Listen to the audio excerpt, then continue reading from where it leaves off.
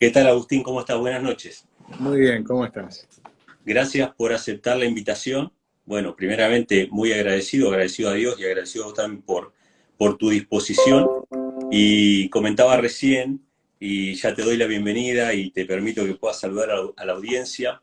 Comentaba recién que tu profesión es economista. Agustín Echevarne también es director de la Fundación Libertad y Progreso, que se encarga de difundir las ideas de la libertad en relación con la educación y con la política, con el libre mercado. ¿Sí? Y siempre se lo va a ver en estudios de televisión tratando de explicar las ideas de la libertad en el ámbito de la política y debatiendo con algún político por lo general y luchando un poco contracorriente porque a veces hasta los mismos periodistas parecieran ser funcionales a la clase política. Así que ahí lo Ocurre, vemos ocurre. guerreando con el tema de las ideas de la libertad. Ok, así que bueno, en esta accidentada conexión te doy la bienvenida, Agustín, y te agradezco desde ya la participación. Un placer.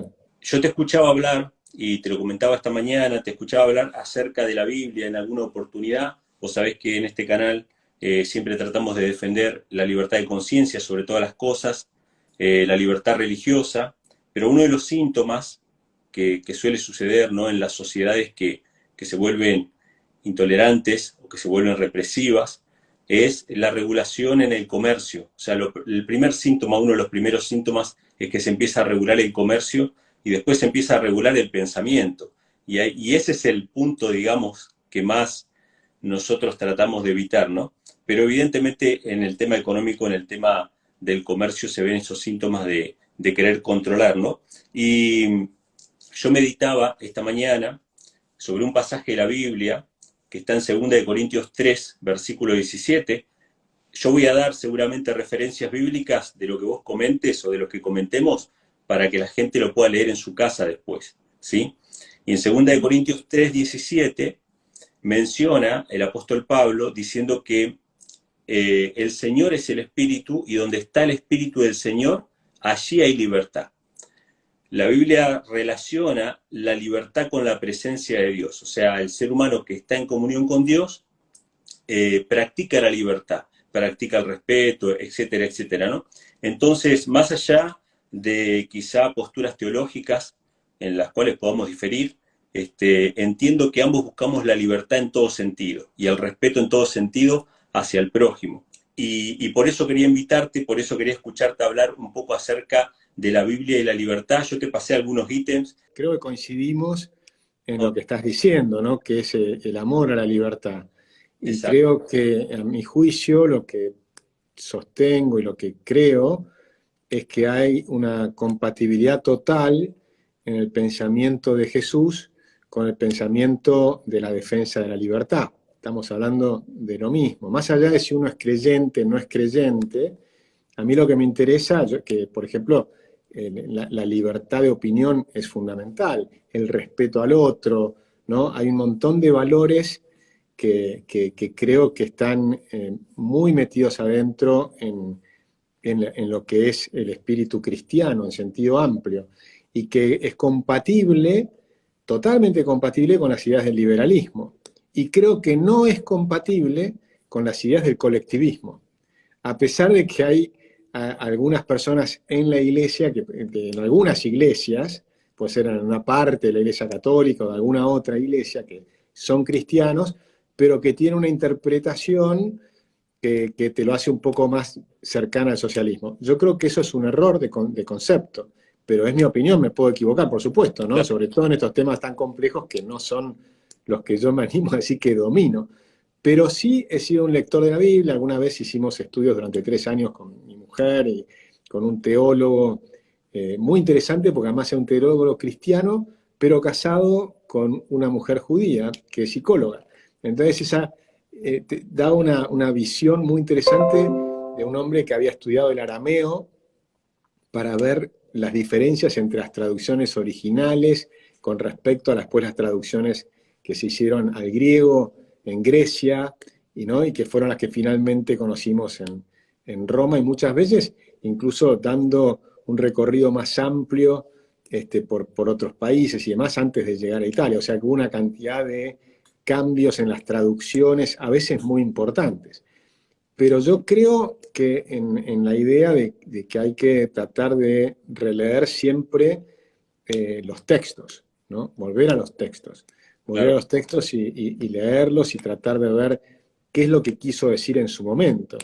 Y seguramente me has escuchado hablar alguna vez de algunas parábolas específicas que a mí me indican, primero, que Jesús no estaba, por ejemplo, en contra del lucro. Y claro. sin embargo, una buena parte de la historia de la Iglesia Católica estuvo en contra del lucro.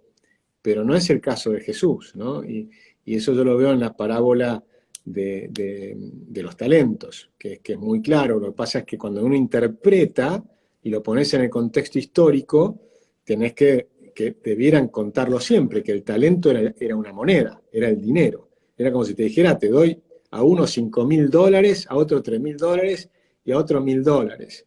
Y Jesús hablaba a gente común, es decir, que no requería que sean muy eruditos para interpretar lo que él estaba diciendo. O sea, le estaba hablando al pan, pan, al queso, queso, a vos te doy mis dólares, a vos te doy 5.000, y vos me tenés que devolver en función de lo que te di, ¿no? Y esa parábola es fascinante para analizarla.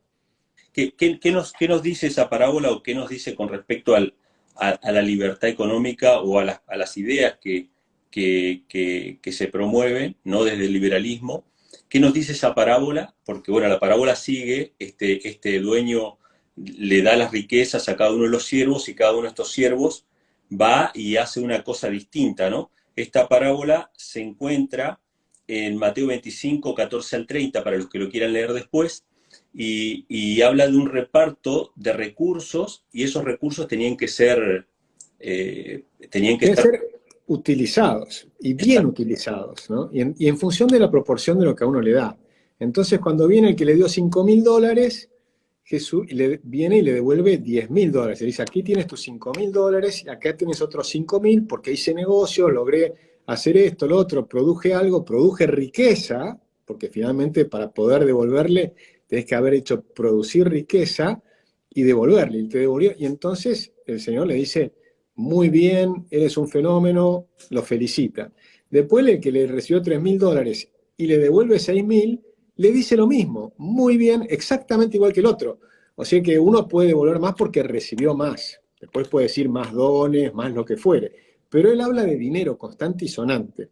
Y lo más interesante es cuando llega el que le dio menos, que había dado nada más que $1.000.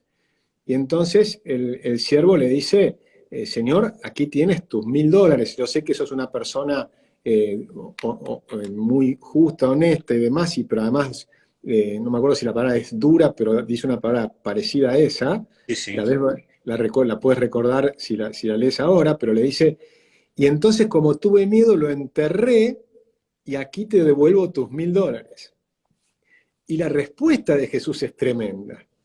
Porque la respuesta es, lo castiga, o sea, realmente le dice de todo. Le dice, sos un perezoso, un infiel, no me acuerdo las palabras exactas que utiliza, pero claro, dice como mínimo, y fíjate, me acuerdo bien que dice como mínimo, tendrías que haberle dado el dinero a los banqueros para devolvérmelo con su interés. claro. Entonces, fíjate que ahí lo dice con todas las palabras.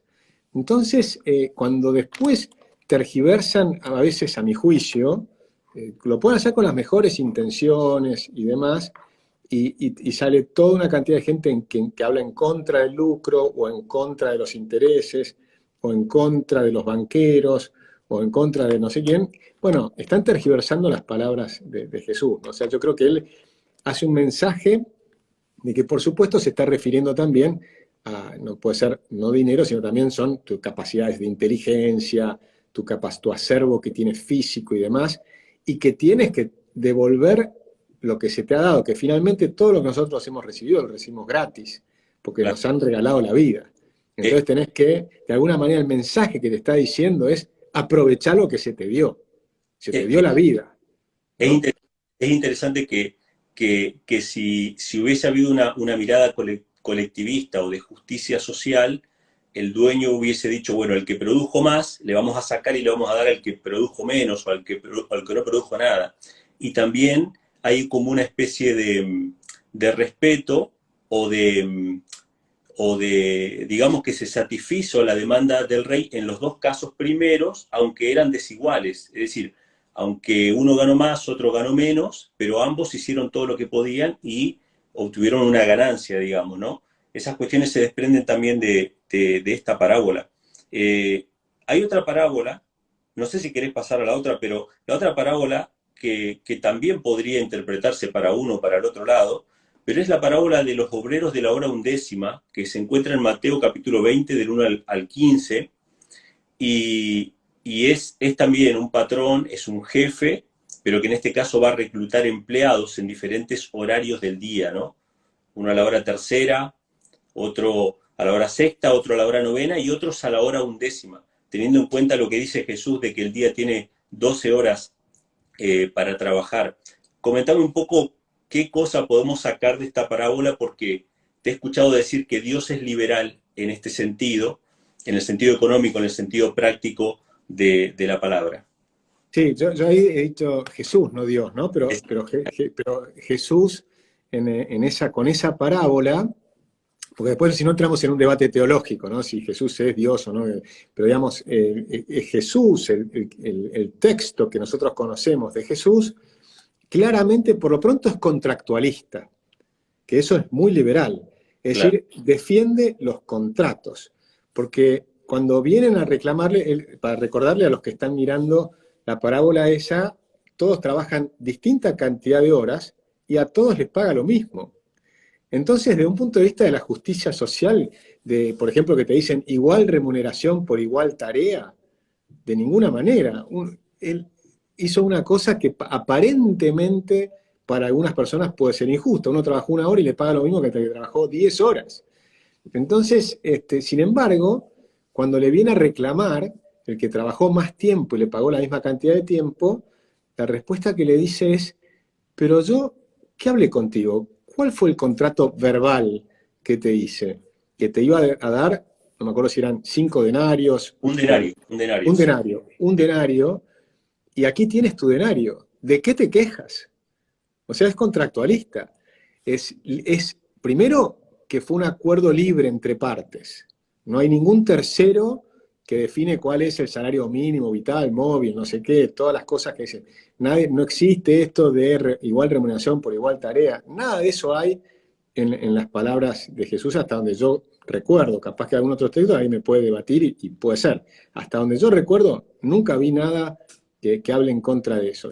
Lo que sí habla a favor es de respetar los contratos, que el contrato es libre, y entonces, porque en otros sectores de la Biblia también ha dicho como que incluso la verdad os hará libres, dice en Claro, algún momento. Así que ahí te muestra que la verdad es un vehículo para llegar a la libertad. Con exacto. lo cual la libertad es casi como un bien superior a la verdad, que la verdad es para llegar a la libertad. Y ser libres es muy importante porque está diciendo que tenés libre albedrío, que tenés la posibilidad de hacer el bien o el mal. Porque si estamos todos predeterminados, entonces en realidad hacemos lo que nos dicen los genes y los átomos que nos componen y demás, y no tenemos libertad. No, todo el espíritu cristiano es que existe esa libertad, que esa libertad la presuponen y que Claro. cada uno, y ahí es también completamente anticolectivista, es cada uno el que tiene que decidir hacer el bien o el mal. Fíjate que una cosa que a mí siempre me sorprende de los colectivistas, sean fascistas o comunistas o socialistas, cualquier colectivismo, que tienen los buenos y los malos. Pero los buenos y los malos no son por sus actos individuales, sino que son por pertenecer a una clase. Claro. Entonces, por ejemplo, para poner en términos políticos, por ahí estás en un partido político y sos bueno si sos de mi partido. Y no Claro. importa si sos un corrupto o no. Entonces, por ejemplo, en Argentina, ¿no? En Argentina tenemos el kirchnerismo. Hemos visto por televisión, pero nadie lo puede negar, hemos visto a un señor López que revoleaba 8 millones de dólares y qué sé yo, y que después dijo esa plata no era mía, era plata del kirchnerismo, ¿viste? Y qué sé yo. Hemos visto los cuadernos de los empresarios que que pagaban coimas al kirchnerismo y demás, y los propios empresarios confesaron que pagaban esas coimas. O sea, hemos visto las cajas con dólares de los hijos de Cristina, pero desde el punto de vista de los que tienen pensamiento colectivista, no importan esos hechos individuales de las personas, porque en principio ese partido político está en favor de tal y cual cosa, está en favor de los pobres, está en favor de la justicia social, y entonces como la justicia social es buena, y como estás a favor de los pobres, entonces no importa si roban. Y los voto de nuevo. Y los votaron de nuevo. Los votaron de nuevo, sabiendo que son corruptos. ¿Pero Claro, por qué? Porque tienen una mentalidad colectivista. Pero eso es todo lo contrario de lo que habla la Biblia.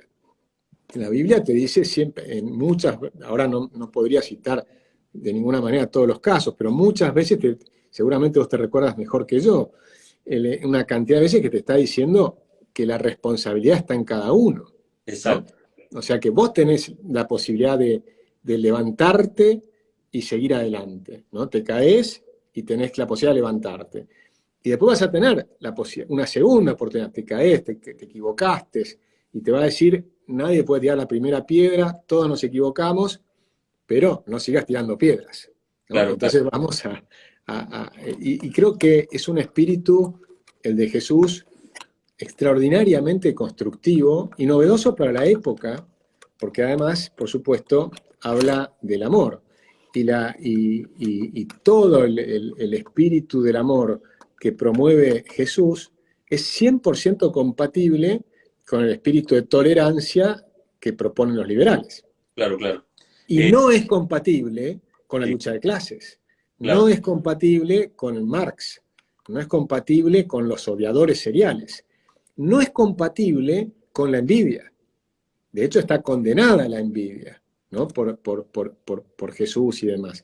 Está no codiciarás la mujer de tu próximo ni los bienes ajenos. O sea, claramente está en contra de la envidia. Y en cambio, todo el socialismo se fundamenta sobre la envidia, sobre las diferencias de clases, sobre los que tienen más, los que tienen menos. Una cosa que me sorprendió mucho, perdón, sí, te dejo porque estás... no, no, no, está bien. Antes de salir de los mandamientos, vos mencionaste recién y te he escuchado en otras conferencias hablar acerca de los mandamientos de Dios. Y bueno, los mandamientos están en el Antiguo Testamento, así que sin entrar en conflicto teológico de Dios o Jesús, según Jesús, Jesús decía todas las palabras que su padre le había dicho, o sea que debería ser el mismo pensamiento desde el Antiguo hasta el Nuevo Testamento. Y en el Antiguo Testamento hay dos mandamientos que me parecen a mí muy, muy puntuales, que te voy a dar si querés agregar algo más. Uno es el que mencionaste, que dice, no codiciarás los bienes de tu prójimo. Este mandamiento reconoce implícitamente la desigualdad económica. Es decir, para Dios no está mal que haya desigualdad económica. Lo que está mal es que nosotros codiciemos los bienes, o sea, obviamente si alguien codicia los bienes del prójimo es porque no tiene exactamente los mismos bienes que el prójimo, si no, no habría forma de codiciar. Entonces, es interesante que el mandamiento no habla de que todos tengan los mismos bienes, sino que nosotros no codicimos los bienes del prójimo. Y bueno, el otro mandamiento es no robarás. Pero antes de que comentes sobre eso, te quiero dejar un punto que no sé si vos lo sabías, pero si no lo sabías, por ahí después te puede servir. Pero en el libro de Santiago, en el Nuevo Testamento, cuando se habla de los 10 mandamientos, Santiago capítulo 1, 25 y 2, 12, el apóstol Santiago llama a los 10 mandamientos la ley de la libertad. No sé si lo sabías. Por lo menos no lo recordaba. Seguramente lo he leído, pero, pero está buenísimo, me encanta. Es muy interesante que se lo llame así, pero Santiago dice que nosotros vamos a ser juzgados por la ley de la libertad y que tenemos que mirarnos en la ley, porque de esa manera sabemos cuando estamos mal, ¿no? O sea, cuando miramos la ley sabemos si estamos faltando o fallando en algo, ¿no? Pero bueno, comentame si hay algo más que quieras destacar sobre estos mandamientos o algún otro, ¿no? Que vos veas en la Sí. compatibilidad con el liberalismo, ¿no? Bueno, yo creo que son todos compatibles, ¿no? Porque en el no robarás está implícito, por supuesto, el derecho de propiedad. Claro, No robarás lo que es de otra persona. Entonces está claramente el concepto del derecho de propiedad, que está, por otra parte, en en varios lugares en la Biblia. Disculpame que no me preparé como para acordarme de todos los lugares exactos, pero realmente está por doquier, en muchos lugares. Jesús es interesante porque él dice no robarás, no matarás, ¿no? O sea que también es absolutamente compatible, son todos los mismos valores, es el derecho a la vida, el derecho a la propiedad privada, es decir, que te estás hablando, y el derecho a la libertad. O sea que los tres principales valores del liberalismo son exactamente los tres valores más grandes que vas a encontrar en la Biblia también. Por supuesto, honrar padre y madre y todo lo demás es, por supuesto, compatible, ¿no? Es decir, que lo que yo digo es, puede haber un liberal que no sea cristiano o que no sea creyente o lo que fuere. Lo que simplemente digo es que es compatible. Y también insisto en que no es compatible el pensamiento cristiano con otros pensamientos, no es compatible con la justicia social, Claro, porque no es compatible con la justicia social. Por más que el Papa actual de los católicos crea en la justicia social, yo creo que es un error. Creo que es un error porque la justicia social lo que está diciendo es como vos sos miembro de una clase que es poco productiva, o fulano de tal que no es productivo, tiene derecho a los bienes ajenos, claro. tiene derecho a lo que produjeron otros. Es una visión marxista de la Biblia, pero Jesús no era marxista, ¿no? No hay ningún... Es más, tenía una cosa que me sorprendió mucho. Un día, gracias a que ahora uno puede entrar a través del buscador Google y demás, puedes buscar palabras en la Biblia y entonces es mucho más fácil revisarla. Revisé todas las veces que aparece la palabra esclavo o la palabra esclavitud. Y no hay ninguna condena a la esclavitud. No hay ninguna condena, porque lo que está pensando justamente Jesús, y si quieres, incluso en la Biblia en el Antiguo Testamento, está pensando permanentemente en cómo actúa cada persona. O sea, es individualista, que no es lo mismo que decir egoísta. Lo que está diciendo es que cada individuo se salva o no se salva por sí mismo. Bueno, por sí mismo, por supuesto, en la teología con el sacrificio de Jesús y demás, y que por el pecado original y todo lo que conocemos. Pero quiero decir, son tus propias acciones las que te salvan. Después los otros te pueden ayudar. Está la idea de la comunión de los santos, perfecto. Pero son tus acciones, ¿no? Las que te llevan. Y entonces está muy claro que no robarás es vos no robarás, fulano de tal. No es que tu partido, tu país, no sé qué, no, sos vos el que Claro. tenés que tomar las decisiones. Y eso para mí es sumamente positiva. Y también que en vos mismo está la solución, no en las críticas a los demás. Dice, dale a César lo que es de César y a Dios lo que es de Dios. Es decir, no me vengas con excusas. Si funciona mal los políticos, los podemos criticar, todo lo que quieras, pero eso no te da ninguna excusa ni para robar, ni te da ninguna excusa para no ser productivo, ni te da excusa para, por ejemplo, no ganarte el pan, ¿no? Creo que fue que San Pablo era el que decía, el que no trabaja no come, Exactamente. ¿no? Sí, Entonces era bastante duro en ese aspecto. O sea, todos tienen que trabajar, y Jesús lo mismo, lo que hablábamos recién, que la palabra de los talentos o la palabra de la hora nona. Es decir, el que no trabaja no come. La idea es, flaco, vos criticás todo lo que quieras, pero a la hora de trabajar tenés que laburar y ganarte tu propio sustento. eso así. ¿Sabes qué? Me acordaba de una mención, la hizo también Javier Milei en una de sus charlas, una mención acerca de el carácter opresivo intrínseco del Estado, y hicieron alusión a Samuel 8, tanto vos como él hicieron alusión a Samuel 8 cuando Israel le pide reyes al profeta Samuel, ¿no? Recordemos para los que no conocen, antes de que se instituyeran reyes en Israel, había un sistema de jueces instituido por Dios. Esto es muy interesante en la historia porque Estados Unidos, que fue una nación que se fundó bajo el principio de libertad de conciencia, dijeron vamos a ser una nación sin rey y sin papa, y instalaron un sistema de jueces, igual que era Israel antes de los reyes, ¿no? Pero comentame un poco qué pasó ahí y qué, porque vos hiciste una comparación incluso entre los reinos y las democracias en un momento, y mencionaste esto, ¿no? Del pedido del pueblo de Israel de tener un rey y las consecuencias que iban a traer. Esto está en Samuel 8 para los que lo quieran leer después. Sí, y ese tema yo lo vi alguna vez escrito por Thomas Paine, que tiene Exacto. un libro lindísimo que es Common Sense, que es el sentido común. Y entonces comenta Samuel 8 y dice, es impresionante porque Dios les dice, no, de ninguna manera un rey, ¿cómo vas a elegir a alguien por encima de mí? O sea, ya estoy, ya está Dios, llamarlo el primer motor, llamarlo lo que quieras, la naturaleza, la forma en que le quieras poner de nombre, ¿no? El que no se puede nombrar. Hay muchas formas de mencionar a veces las mismas cosas, ¿no? Pero lo fundamental le dice, mira, si tienen un rey, el rey les va a imponer impuestos, les va a imponer cosas, es un castigo para ustedes. Finalmente, insisten tantos que le ponen, les da el rey. Y cuando tiene finalmente el rey, por supuesto el rey les pone los impuestos. Entonces empiezan todas las calamidades que te va a pedir tropas para ir a la guerra, entonces vas a tener que mandarle a tus hijos para ir a la guerra, y cuando uno mira la historia de los gobiernos, es lo que efectivamente ocurre. Te ponen los impuestos, te ponen las levas, o en el caso hay ejércitos voluntarios como en Estados Unidos, pero muchas veces no son voluntarios. De hecho, yo hice la colimba en Argentina, llamamos colimba, viene de la palabra corre, limpia, barre, ¿no? De ahí Ah, surge colimba, que era el servicio militar. Entonces era obligatorio. O sea, yo fui esclavo durante un año. claro, Fui claro. esclavo durante un año, ¿sí? Porque eso es ser, porque no era algo que yo decidía, no, no. Vos a partir de tal fecha tenías que presentarte y si no eras desertor. Y te venían a buscar y te metían preso. Entonces te obligaban, te esclavizaban, te insultaban permanentemente, te hacían arrastrar y te gritaban arrástrese víbora, toda una cantidad de cosas y demás.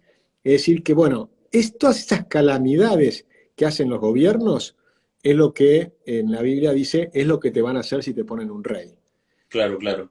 Y ahí menciona, Samuel 8 para el que lo quiera leer, menciona que iba a diezmar sus ganados, iba a diezmar sus cosechas, o sea que le iba a sacar una décima de impuesto. Pero vos mencionaste que con las democracias modernas era un poquito diferente la cosa. No sé si podrías mencionar algo sobre eso. Claro, porque ahí hubo un principio liberal que terminó jugándonos en contra, que es que los ingleses decían no taxation without representation. Entonces, el que básicamente es no te pueden poner impuestos si no son tus representantes. Entonces, fíjate qué ocurrió. Que claro, eso era una forma de limitar el poder del rey. El rey Claro, te cobraba un décimo, por decir, no, no, para, si vas a cobrar, yo te mando representantes y yo mismo me estoy pagando, cobrando mis impuestos. Y ahí está la gran traición de los representantes, porque los representantes debieran trabajar en favor de sus representados. Entonces la idea era que vos ibas a ser un representante para que limite el poder del rey, ¿no? Y lo que pasó fue lo contrario, que una vez que nos creímos que nuestros representantes realmente nos representan, entonces se arrogaron el derecho a multiplicarnos las calamidades.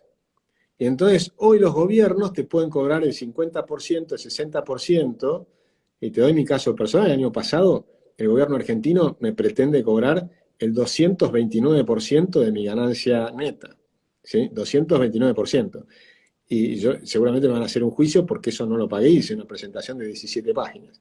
Pero bueno, ya es tan descomunal lo que pretenden sacarme. Claro, yo ganaba mucho y ahora trabajo en una ONG, gano mucho menos. Pero si me seguís queriendo cobrar por lo que gané antes, entonces obviamente soy cada vez más pobre. Es, una, es como aberrante. Pero fíjate que pasa eso en todos los países. En todos los países está creciendo el poder del Estado. En todas las democracias liberales, o las que fueron democracias liberales y que cada vez son menos liberales, en todas las democracias está creciendo el poder de los gobiernos. Y el poder de los gobiernos crece cuando te ponen cada vez más impuestos. Entonces nos olvidamos de los principios básicos. Por eso, la verdad es que me encantó la idea de hablar de estos temas que usualmente no hablamos, porque cuando empezás a ver el origen de, por ejemplo, las revoluciones de 1776 en Estados Unidos, de 1688 la Revolución Gloriosa en Inglaterra, el origen de las revoluciones era limitar el poder del rey, era claro. decirles basta. Y el gran fracaso de las democracias es creer que los representantes realmente nos representan bien. Y no es así. Y eso lo sabían de antemano los antiguos, porque eso lo sabían los persas, lo sabían los griegos. Decían, no se equivoquen, si nosotros elegimos a nuestros representantes, van a terminar siendo demagogos para conseguir los votos y nos van a terminar esquilmando. Y todo eso está escrito por los persas, está ratificado por los griegos, está escrito por los romanos. Todo el mundo sabe que la democracia es un peligro. Y por eso, en muchas de nuestras constituciones, por ejemplo en Argentina o en todas las constituciones de los 50 estados en Estados Unidos, no figura la palabra democracia. Claro. Figura la palabra república, que es otra cosa. Porque la república tiene que ver con limitar el poder de los gobiernos. Claro, Porque claro. si los gobiernos fuéramos nosotros, entonces no necesitaríamos constituciones. Las Claro. constituciones son justamente, como el gobierno, son un grupo de burócratas que tienen poder sobre nosotros, y son ellos, no somos nosotros, son ellos, ese grupo de gobierno tiene poder sobre nosotros, por eso necesitamos la Constitución, para limitarlos, para Claro. que no nos puedan sacar nuestros derechos, para que no nos puedan impedir, por ejemplo, circular, para que no nos puedan entrar y salir del país, para que no nos puedan impedir contratar a una persona libremente, o para que no nos puedan impedir enseñar o aprender lo que nosotros queremos. Todo eso estaba puesto en las constituciones. Por supuesto, los gobernantes, nuestros, entre comillas, representantes, actuaron en contra nuestro y se arrogaron cada vez mayores derechos ellos, Claro. violando las constituciones. Y entonces empezaron a modificarlas. En Argentina, por ejemplo, tenemos el artículo 14 que muestra todas estas libertades que estaba explicando, y le agregaron un artículo 14 bis, un anexo. Y el anexo es todo lo contrario. El anexo pone, por ejemplo, igual remuneración por igual tarea. Fíjate que ahí deja de ser compatible con las ideas de la Biblia, de Jesús y demás. Las ideas anteriores eran compatibles, estas ya no, porque empieza a afectar las libertades. Y me encantó lo que dijiste, que estas leyes de los 10 mandamientos son compatibles con la libertad, son las leyes de la libertad. Y empiezan a sacarlas y dices, tu propiedad ya no es tuya, ¿no? Y dicen, la propiedad, no, pará, tiene que tener función social. ¿What? ¿Qué significa eso? Que entonces mi propiedad, lo que yo produzco, el fruto de mi trabajo, tiene que ser bueno para la sociedad según quién, según el gobernante. Entonces el gobernante decide sobre mi propiedad. Y ahí nos viola nuestro derecho de propiedad. Ahí nos están violando. Y, y empiezan de a poquito, pero después te van sumando, sumando, sumando y te terminan sacando la mayor parte de lo que producís. Eso es así. Vos citaste y mencionaste así al pasar, pero estaba dentro de las preguntas que te quería hacer. Citaste Marcos 12, del 13 al 17, donde a Jesús le preguntan para pincharlo, y de hecho esta pregunta también es un poquito un pinche para vos también, digamos, para que no sean todas fáciles de Dale. responder. Eh, a Jesús le pregunta para pincharlo si era lícito pagar impuesto al César, ¿no? Para que si él hablaba en contra de los impuestos, entonces lo ponían en contra de los romanos, ¿no? Y bueno, entonces Jesús les dice, bueno, muéstrenme la moneda, y les pregunta al pueblo, ¿no? ¿De quién es la imagen? El pueblo dice del César. Entonces Jesús dice, dad al César lo que es del César y a Dios lo que es de Dios. Entonces, con esa respuesta, digamos, les tapó la boca, ¿no? Él no estaba llamando a una, por así decirlo, una desobediencia al imperio romano, que obviamente era terriblemente opresor, que los estaba fundiendo a impuestos a ellos y a todos los pueblos que sojuzgaban, ¿no? Jesús es como que dijo, bueno, hay que pagar el impuesto, ¿no? Pero al margen de la cuestión del impuesto, que era injusto, sin duda que era injusto, se deja ver otra cuestión ahí, que es la separación de iglesia y Estado. Es decir, cuando Jesús dice al César lo que es el César, o sea, el Estado, y a Dios lo que es de Dios, la religión o la iglesia, establece esa separación, de la cual muchas veces se cruza la línea de un lado al otro, ¿no? En los gobiernos actuales. Y te quería preguntar a vos, porque En vos los sabés gobiernos, digo, y en las iglesias que cruzan la línea también. Porque es, para mí ese mensaje es un doble mensaje. Es para el ciudadano, pero también es para la iglesia. Está diciendo, él dice, mi imperio no es de este mundo. exacto. O sea, él te está diciendo, miren, yo me ocupo de otros temas. No estoy hablando de esos temas. Lo que yo estoy hablando es de cómo tiene que ser cada persona en su forma de vivir. ¿no? Está pensando cómo hago para hacer una buena vida. Entonces, lo otro es un tema que será para tratar en otro capítulo, pero no es lo que está hablando Jesús, no está hablando de tu relación con el Estado. No le Claro, preocupaba, no como, le preocupaba. como, Ni si- como liberal estás, entonces entendés que la separación entre iglesia y Estado es fundamental para mantener la libertad. Totalmente. Es fundamental por un tema básico, que es que vos tenés que permitir que la gente piense diferente. Y puede haber un creyente y puede haber un no creyente. Y además, la misma persona puede en algún momento ser creyente y después dejar de serlo, o viceversa. No ser creyente y en algún punto empezás a creer en algo superior o en una u otra religión. O incluso puedes creer como yo cuando hablo de estos temas, por ejemplo, yo no creo en lo que alguien me dice que tengo que creer, Claro, sino que voy buscando cuál es mi camino. Y por ejemplo, me siento muy identificado con Spinoza, que Spinoza era judío. Y él habla de un Dios, pero el Dios de Spinoza es muy parecido al primer motor, si querés, es lo que produjo el Big Bang. ¿Qué produjo el Big Bang? Uno puede ir hasta el Big Bang, pero ¿qué produjo el Big Bang? Bueno, no lo sé. Entonces soy agnóstico porque no lo sé. Esa pregunta, la respuesta básica mía siempre frente a esos temas es, yo no lo sé, me reconozco limitado, reconozco que mi mente es limitada y no puede absorber ese conocimiento. No, no, no, todavía por lo menos no tengo ninguna chance de poder decir sí, no, qué sé yo.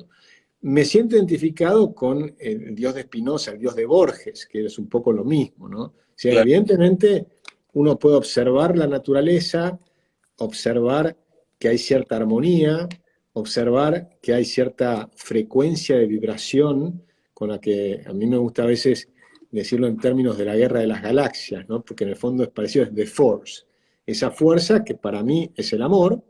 Entonces yo creo que existe una fuerza que es el amor y que si vibras en esa vibración, estás en sintonía con un montón de cosas positivas y con un montón de gente positiva. Y claro, creo que eso es muy bueno para cada uno. Y alguien puede decir, bueno, la fuerza esa, llamarla Dios o lo que fuere.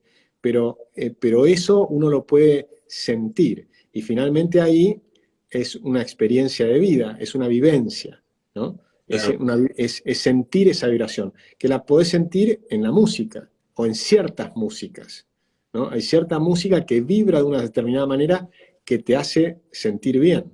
Entonces, hay personas que te hablan de determinada manera que te hacen sentir bien. Uno puede entrar a un templo y pueden ser de diferentes religiones y sin embargo hay una armonía, a veces un silencio, pero a veces hay un canto, a veces hay una persona rezando, un murmullo, y sin embargo te hace sentir bien. Bueno, eso que te hace sentir bien para mí es algo que tenés que ir buscando, porque claro, creo que son como señales que te va dando algo, que después podemos definir qué es lo que es o no definirlo, porque por ahí no lo sabemos. claro. Por No mi sé si parte, ya me mareé, pero digamos, no sé si se entiende a dónde está quiero ir. Se entendió perfecto. Y por mi parte, esta pregunta es la última, digamos, que tengo anotada, que me gustaría ver tu opinión y después vos agregás lo que vos quieras. Pero Apocalipsis 13, del 16 al 17, habla, ¿no? Bueno, esta es una profecía apocalíptica, ¿no? Habla de que en un momento toda la tierra va a ser como una especie de dictadura global y que todos aquellos que, según dice literalmente la Biblia, ¿no? No adoren a la bestia y a su imagen, y los que no reciban la marca de la bestia dice no van a poder comprar ni vender. A mí me llama la atención esto, porque obviamente estamos hablando de una especie de dictadura ideológica o religiosa, y que como primer síntoma va a ser que las personas que no comulguen ideológicamente con ese sistema no van a tener libre acceso al mercado, es decir, no van a poder comprar ni vender, ¿no? Como primer síntoma. ¿Crees que algo de eso es factible? Te lo pregunto, ¿sabes por qué? Primeramente como una primera señal con lo que hemos vivido en los últimos años. No digo que sea una aplicación, yo personalmente creo que esto se ha de cumplir en el futuro, todavía hay cosas que no se han cumplido, pero ¿crees que algo de esto puede llegar a pasar si las cosas siguen marchando como hasta ahora? Te lo pregunto en el sentido de que cuando vos mencionás, por ejemplo, al Papa, ¿no? Y decís, bueno, el Papa puede tener una visión marxista de la Biblia. Sí, está bien, pero es el Papa. Y el Papa sacó su encíclica Fratelli Tutti en el 2020 y en el 2021 el foro de Davos, económico mundial, estaba diciendo que iba a ser prácticamente lo que el Papa decía. Entonces, digamos que, si bien vos podrías decir que es un sector minoritario de la Iglesia, es el que más voz y voto tiene, digamos, ¿no? En cuanto a la política mundial. ¿Pensás que algo de esto puede llegar a pasar, de que las personas pierdan su libertad de comprar y vender si no adhieren a una cuestión ideológica? En este caso fueron las restricciones. Por ejemplo, hay personas que no es que no han podido comprar o vender, no se han podido operar, no han podido ir al médico. ¿Qué pensás sobre eso y cómo ves el panorama futuro, Agustín? A ver, en general soy bastante optimista, pero reconozco que el peligro, más allá de que lo llamemos profecía o potencial peligro, hay que tenerlo en cuenta. Porque uno lo puede ver como una profecía y otra persona te puede decir, mirá, yo no sé si es una profecía o no, si se va a cumplir o no. Lo que sí podemos decir es que siempre vamos a tener ese peligro. Y lo que antes no era posible, hoy es posible, que es que sea algo mundial. Lo que hemos vivido estos 2 años es que se toman medidas mundiales. Es, Y eso es impactante, porque eso no pasó nunca antes en la humanidad. Siempre tenías en lugares que se podían estar fuera, completamente desconectados de lo que pasaba, tenías pueblos absolutamente desconectados. Por lo pronto los pueblos de América ni sabían de la existencia de los pueblos en Europa y viceversa. Había creencias o lo que fuera, uno podría creer o intuir, pero ni siquiera se conocían. En cambio ahora nos conocemos todo lo que pasa en todo el mundo todo el día, en el momento que está pasando prácticamente. El Internet, que es una maravilla, pero también te da ese aspecto de que, por ejemplo, te pueden bombardear de noticias y empezar a darte miedo a la humanidad entera. Entonces, eso te genera un estado donde puede haber una influencia muy grande de ni siquiera un gobierno nacional, sino de gobiernos supranacionales, ¿no? Y esos gobiernos supranacionales están cada vez más alejados de los individuos, ¿sí? Cada vez tienen menos relación con lo que vota la gente. O sea, vos no votaste a nadie, yo tampoco. Sin embargo, nos gobernaron. Sin embargo, nos hicieron no salir de tu casa. Por recomendaciones de ellos, nuestros gobiernos no nos dejaron salir, en el caso de la Argentina, durante muchos meses. Una cosa que a mí me parece aberrante. Entonces, fíjate cómo ese riesgo que está mencionado en el caso de la Biblia en forma de profecía, pero es una profecía, es interesantísimo, que hoy es factible. Antes no era factible, hoy sí es factible. Entonces, el riesgo aumentó.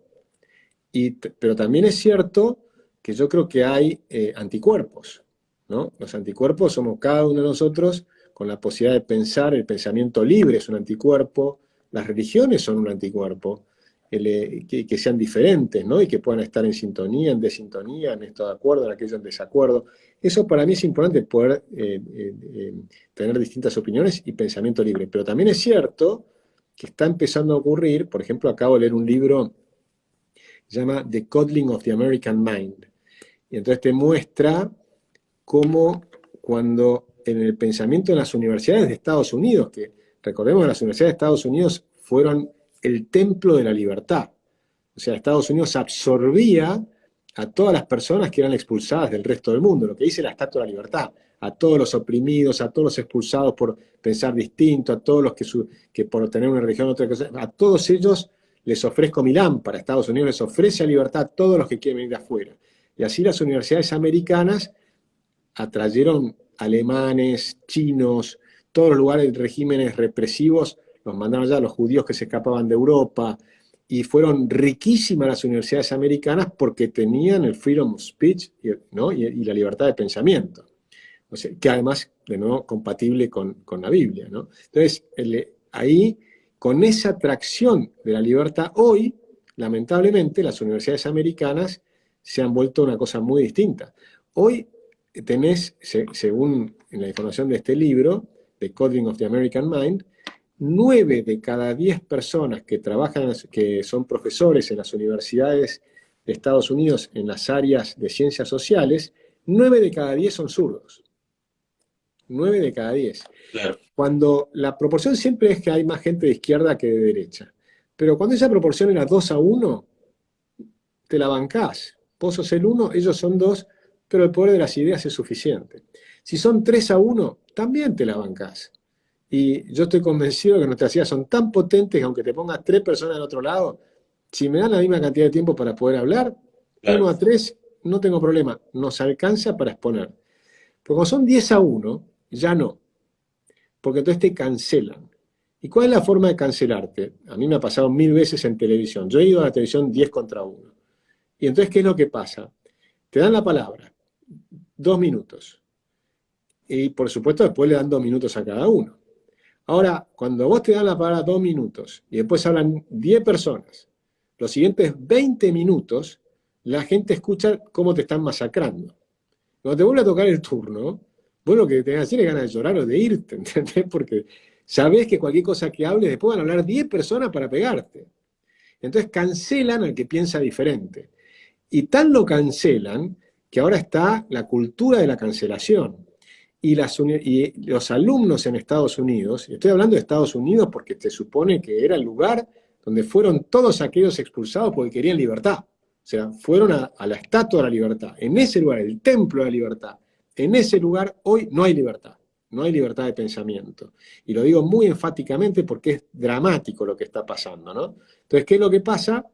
Que los alumnos empiezan a decir, no, yo no quiero que fulano venga a hablar a mi universidad porque no estoy de acuerdo con lo que dice. Entonces no quiero que venga a hablar. Y las autoridades de las universidades, en lugar de proteger la libertad de pensamiento, han terminado cancelando en muchos casos, hay una centenar de casos en los últimos pocos años, que se ha dado que cancelan a las personas. Y personas que ni siquiera tienen pensamientos extremos. Estamos diciendo que pueden cancelar a Steven Pinker, que es un socialdemócrata moderado, liberal, pero socialdemócrata, es decir, liberal, pero un poquito corrido a la izquierda, pero tiene libertad de pensamiento y, por ejemplo, dice cosas como mostrar datos. claro. Pero cuando los datos no les gustan, no quieren que venga la persona a contarte esos datos. En este caso fue porque Steven Pinker había escrito sobre la relación entre la violencia de la policía con la población negra de los Estados Unidos, que ahora los llaman afroamericanos. Y él demostró que no había tal cosa, no había un sesgo, que lo que ocurría es que en las poblaciones que tienen mayor proporción de personas de origen afroamericano, había mayor violencia. Entonces, si había mayor violencia, lógicamente se producían mayor cantidad de hechos complicados con la policía, de excesos o lo que fuere. Pero cuando mostrabas corregido por la violencia, él demostró que no había un sesgo de la policía en contra de una raza. Claro, ¿Sí? claro. Cosa que es muy importante. Y te lo está diciendo una persona que es de centroizquierda. Pero el punto es que Steven Pinker puede estar equivocado. Vos podés refutarle el argumento, podés buscar otros datos y capaz que demostrás que el tipo está equivocado y está muy bien. Lo que no podés hacer es impedirle hablar. Claro. Y eso sí me parece que es muy relevante y tiene que ver con lo que estás diciendo, porque esa posibilidad de que exista una dictadura que nos impida comerciar y qué sé yo, solamente puede ocurrir si no hay libertad de pensamiento. Entonces ahora lo que han hecho, te cancelaban si pensabas distinto. Y eso es peligrosísimo. Mirá, no para animarte porque vos sabés perfectamente que el mensaje está llegando a muchísimas personas, el mensaje de la libertad está llegando a muchos jóvenes sobre todo, vos tenés seguramente la repercusión, que obviamente hay un despertar, hay un rabiamiento sobre las ideas de la libertad, pero comparto tu optimismo porque a pesar de que yo creo en la profecía y creo que hay cosas que se van a venir de alguna u otra manera, el Señor o Dios nos manda a nosotros a luchar por la libertad de todas maneras. Es decir, siempre que podamos hablar en favor de la libertad, en la libertad no solamente nuestra como cristianos, sino para que cada uno pueda ejercer su libertad y los dictados de su conciencia, nosotros vamos a estar haciendo fuerza por eso. Jesús es el ejemplo, Jesús estaba profetizado que él iba a morir, sin embargo, él defendió la libertad y fue amoroso con los que lo rodeaban hasta el último momento. Y por último te comento que, bueno, más allá de las diferencias de criterio que podemos tener. Sé que sos agnóstico, lo mencionaste recién. Yo creo en un Dios personal, es decir, Dios, una persona, un ser personal que dio a su hijo. Teniendo un hijo, lo entregó para que por medio de su muerte nosotros podamos ser salvos, ¿no? Pero entiendo, como decíamos al principio, que donde está el Espíritu del Señor, allí hay libertad. O sea que Dios está guiando por su Espíritu a diferentes personas, y entiendo, y yo le agradezco a Dios, y te agradezco a vos también públicamente por haberme brindado este espacio, este momento, está utilizando para que las personas empiecen a ver que la libertad es más precioso, es el don más precioso que tenemos en nuestra vida, ¿no?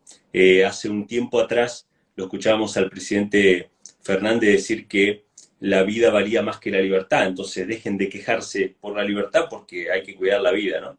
Y me volvía más atrás a nuestros libertadores, a muchos reformadores protestantes, a muchos mártires de diferentes épocas que estuvieron dispuestos a dar su vida con tal de mantener la libertad de conciencia, es decir, con tal de no inclinarse ante lo que se le imponía, ¿no?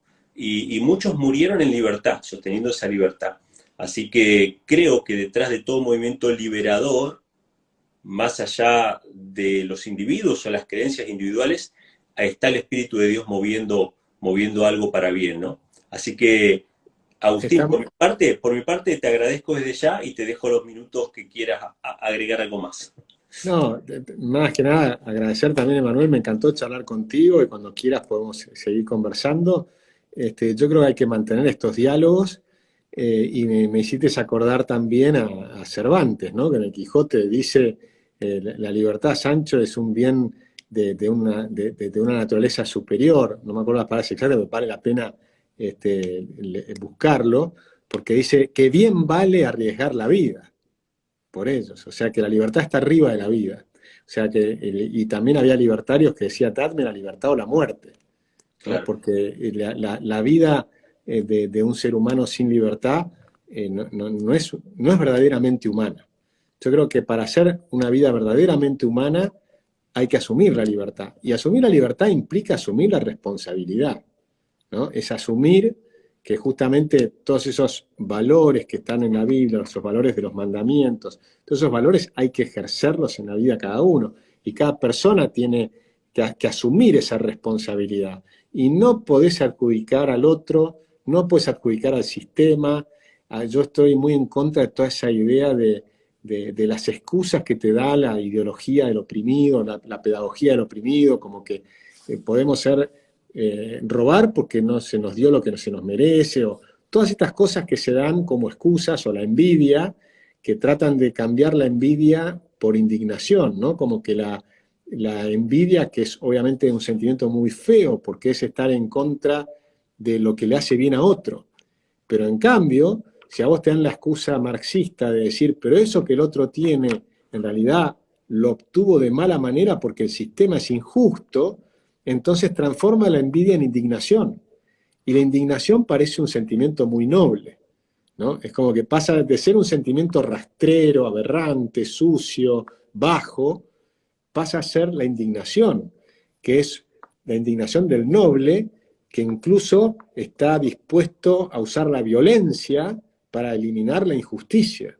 Entonces, fíjate cómo transmutan una idea baja y rastrera en algo que supuestamente es superior, y lo hacen victimizándose.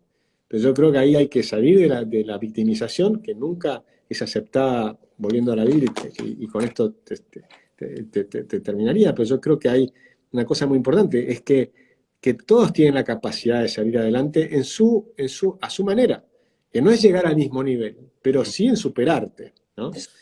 Así que nada, te agradezco mucho, Emanuel, me divirtió mucho ¿Tenés, conversar contigo. tenés un libro, si lo querés mencionar, un libro que se llama La libertad es la clave, ¿verdad? O La clave es la libertad. La clave es la libertad, Ok. la clave es la libertad. Así Eh, es y, que si lo y, quieren mirar, lo pueden encontrar en internet. ok, ok. Agustín, muy agradecido, bueno, gracias y desde ya, seguramente en algún otro momento estaremos encontrándonos de vuelta en este espacio. Muchas gracias y bueno, agradecidos también a todos los que estuvieron acompañándonos y bueno, les mando un abrazo a todos y Dios mediante nos estaremos viendo en otra transmisión. Bendiciones. Muchas gracias. Un abrazo grande a todos.